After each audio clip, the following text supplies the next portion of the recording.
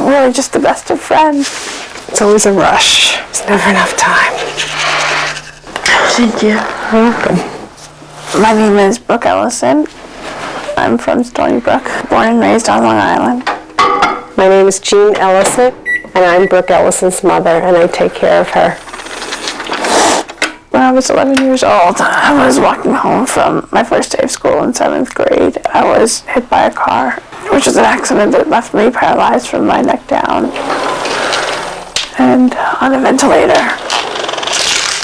My mother and I really have an amazing relationship. One more bite. I owe a lot of where I am right now to her. After Brooke's accident, I went to school with her, acting as her nurse and her attendant, and I've been doing that ever since she went back to school in 8th grade. When I was a senior in high school, I thought that my grades at that point were potentially good enough to possibly apply to Harvard, and I got in, which was something that I wasn't really expecting. I went away to college with her. We were at Harvard for 6 years for her undergraduate and graduate work.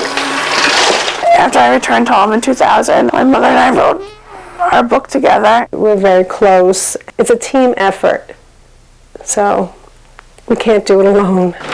Brooke amazes me every single day. She comes up with things to do that I would never expect an able-bodied person to do. It feels great. She's just incredible to me. Right now, I'm a full-time student at Stony Brook University. We have to get rid of one of the conditions here, so I'm in a PhD program in political science. My program is very small. It's about 10 or so students, so we're very tight-knit. So look at that too. Median. I wanted to get everybody's points of view on that one. They've gotten to know me and my mother. Is it a failure of us then? It's really clear to us how much love she has in her life, and how she keeps on going, and that's inspiring. Thank you, Dad. Love you too. I'm interested in so many things. I live my life as fully as I can. Press spacebar. I don't know, we have a lot of love, we laugh a lot, and we're always hopeful for the future. My physical situation it does not define me as a person. I am as motivated and as determined to live life as anybody else. Keeps working now. They're golfing for a good cause to raise money for spinal cord injury research. But how that research is done is controversial, especially if you're talking about using stem cells from human embryos. Supporters say it could lead to cures for Alzheimer's, Parkinson's, and other diseases.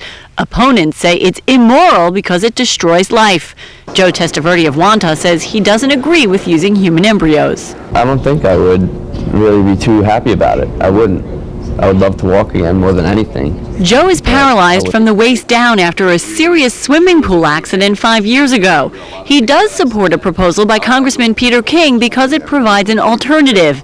If approved, the National Institutes of Health would establish 5 centers to do research on the less controversial adult stem cells. I don't want the whole question of stem cell research to be held hostage when there is a lot of potential in the adult stem cells. While supporters of embryonic stem cell research say King's proposal sounds like a step in the right direction, they just hope it's not a distraction from the bigger, more controversial debate. Stony Brook's Brooke Ellison is paralyzed from the neck down and dependent on a ventilator. She was hit by a car crossing the street 15 years ago. What does worry me a little bit is that with the passage of legislation like this, that it will stop there. That people will think that that's enough when it really isn't.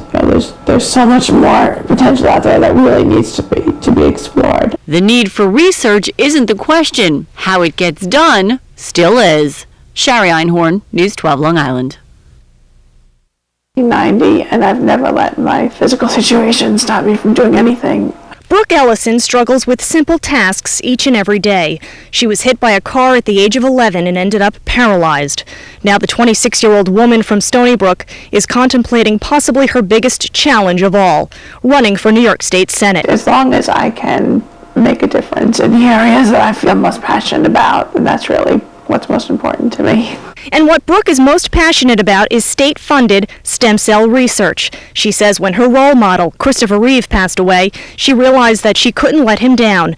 Christopher Reeve produced a television movie based on Brooke Ellison's life story. If Brooke Ellison were to enter the political arena, she'd be running on the Democratic ticket. Now, the last time a Suffolk Democrat filled a New York State Senate seat was more than a century ago. She would be up against Republican Senator John Flanagan. She's a talented lady. I mean, look, we honored her last year. So